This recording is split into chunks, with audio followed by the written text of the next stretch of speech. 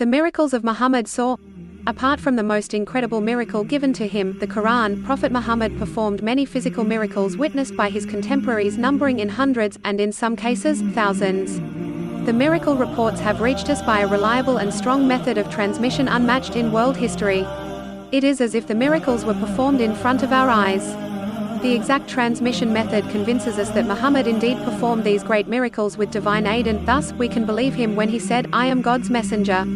Muhammad's great miracles were witnessed by thousands of believers and skeptics, following which verses of the Quran were revealed mentioning the supernatural events. The Quran made some blessings eternal by etching them in the consciousness of the believers. The ancient detractors would simply remain silent when these verses were recited.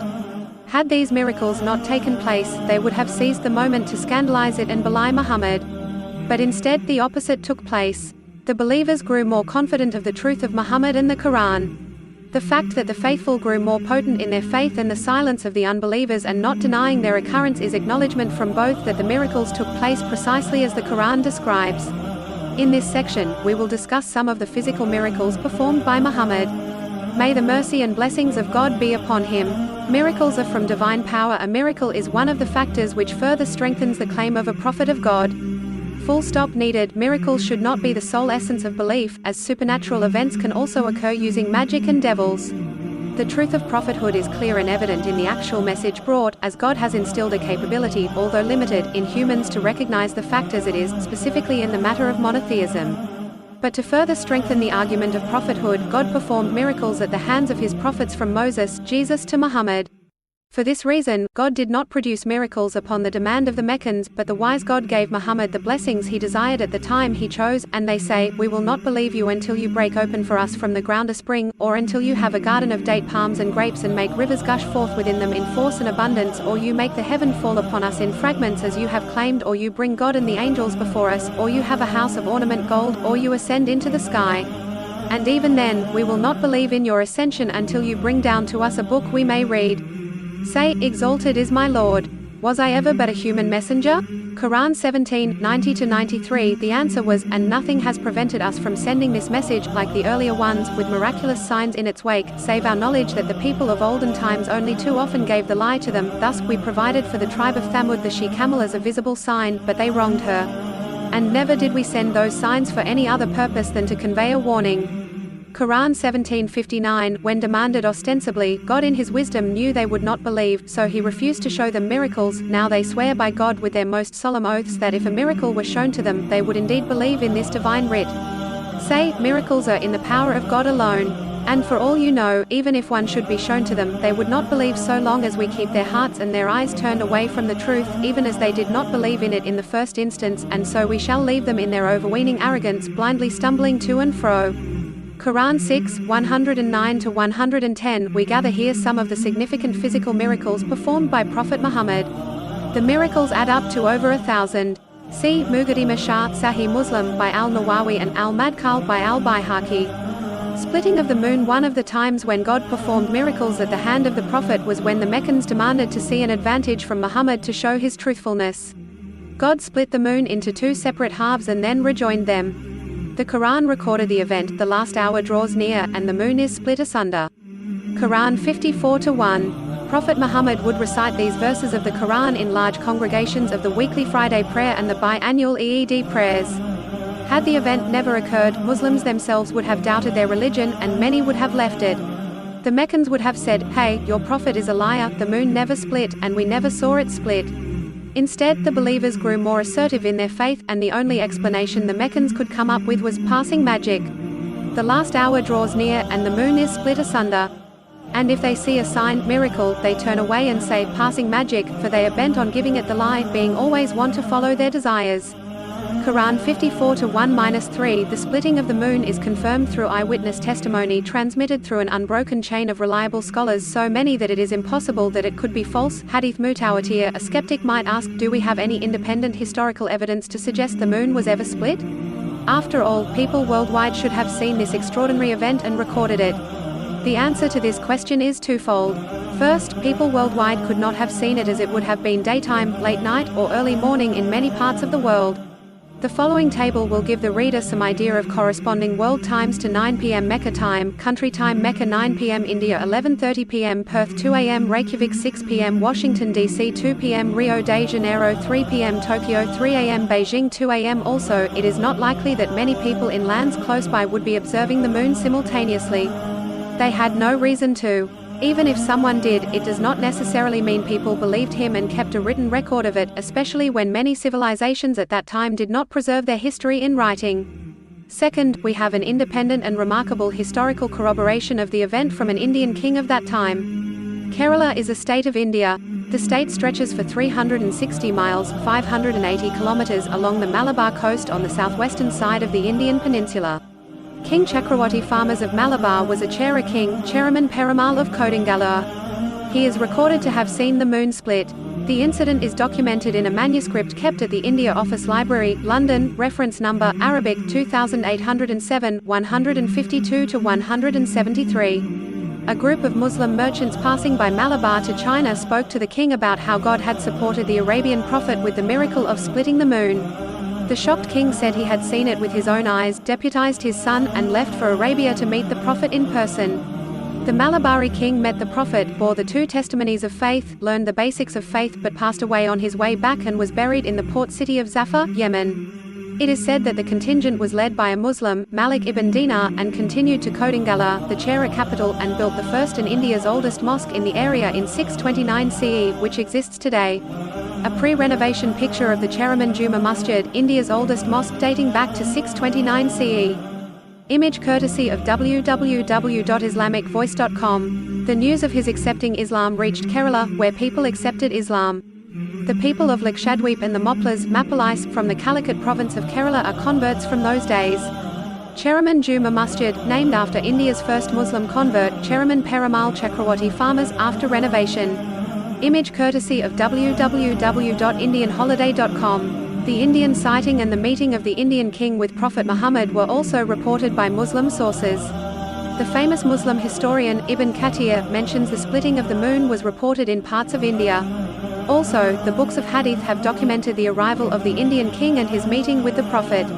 Abu Sa'id al-Khudri, a companion of Prophet Muhammad, states the Indian king gifted the Prophet with a jar of ginger.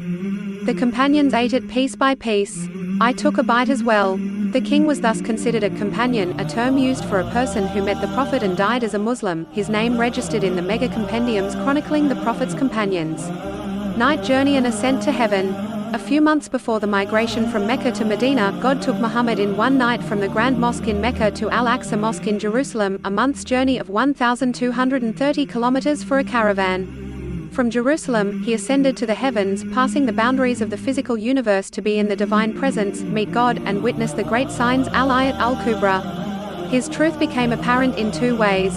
First, the Prophet described the caravans he had overtaken on the way home and said where they were and about when they might be expected to arrive in Mecca, and each arrived as predicted, and the details were as he had described. Second, he was never known to have been to Jerusalem, yet he described Al-Aqsa Mosque to skeptics like an eyewitness. The mystical journey in the Quran, exalted is he who took his servant Prophet Muhammad by night from Al-Masjid al-Haram to Al-Masjid al-Aqsa, whose surroundings we have blessed to show him of our signs. Indeed, he is the hearing, the seeing. Quran 17:1, so will you dispute with him over what he saw? And he certainly saw him in another descent at the lot tree of the utmost boundary, near it is the garden of refuge paradise, when there covered the lot tree that which covered it. The sight of the Prophet did not swerve, nor did it transgress its limit. He certainly saw of the greatest signs of his Lord. Quran 53:12–18. The event is also confirmed through eyewitness testimony transmitted through the ages with an unbroken chain of reliable scholars. Hadith Mutawatir, entrance of Al-Aqsa Mosque from where Muhammad ascended the heavens. Picture courtesy of Thekra A. Sabri. The tree trunk in Medina, Muhammad used to deliver sermons leaning on a tree stump. When the number of worshippers increased, someone suggested a pulpit be built so he could use it to deliver the speech. When the pulpit was made, he abandoned the tree trunk. Abdullah ibn Umar, one of the companions, gave an eyewitness testimony of what happened. The trunk was heard weeping, the Prophet of Mercy went towards it and comforted it with his hand. The event is also confirmed through eyewitness testimony transmitted through the ages with an unbroken chain of reliable scholars. Hadith Mutawatir. The flowing of water on more than one occasion, when people were in dire need of water, the blessing of Muhammad saved them. In the 6th year after he migrated from Mecca to Medina, Muhammad went to Mecca. On the long journey through the desert, people ran out of water, and only the Prophet was left with a vessel with which he performed ablution for prayers. He put his hand in the vessel, water flowed between his fingers. Jabir ibn Abdullah, who witnessed the miracle, says of the 1,500 men, "We drank it and made ablution." This miracle has been transmitted with an unbroken chain of reliable scholars, Hadith Mutawatir. The sprouting of water from human fingers is similar to Moses' miracle of producing water from a rock. Blessing of food on more than one occasion, the Prophet blessed food by either praying or touching it so all present could get their fill. This happened at times when food and water shortage afflicted Muslims. These miracles took place in the presence of many people and are, thus, not possible to deny. Healing the sick, Abdullah ibn Atiq broke his leg, and Muhammad healed it by wiping his hand over it. Abdullah said it was as if nothing had happened to it. The person who witnessed the miracle was another companion, Bara ibn Azib, Sahih al-Bukhari. During the expedition of Khaybar, Muhammad healed the painful eyes of Ali ibn Abi Talib in front of a whole army. Ali, many years later, became the 4th caliph of Muslims. Exorcising devils, Muhammad exorcised the devil out of a boy brought by his mother for healing to him by saying, "Come out. I am Muhammad, the messenger of God." The woman said, "By the one who sent you with the truth, we have never seen anything wrong with him since." Prayers answered. 1. The mother of Abu Huraira, a close companion of Muhammad, used to speak ill of Islam and its prophet. One day, Abu Huraira came weeping to Muhammad and asked him to pray for his mother to be saved. Muhammad prayed, and when Abu Huraira returned home, he found his mother ready to accept Islam. She bore the testimony of faith in front of her son and entered Islam. 2. Jara ibn Abdullah was commissioned by the Prophet to rid the land of an idol worshipped besides God, but he complained he could not ride a horse well. The Prophet prayed for him, "O God, make him a strong horseman and make him one who guides and is guided." Jara testifies he never fell off his horse after the Prophet prayed for him. 3. The people were struck with famine during the time of Muhammad. When Muhammad delivered the weekly sermon on Friday, a man stood up and said, "O Messenger of God, our wealth has been destroyed, and our children are starving. Pray to God for us." Muhammad raised his hands in prayer. Those in attendance testify that the moment he lowered his hands after praying, clouds began to build like mountains. By the time he stepped down off his pulpit, the rain was dripping from his beard. It rained the whole week till next Friday. The same man stood up again, complaining this time, "O Messenger of God, our buildings are destroyed, and our property is drowned, pray to God for us."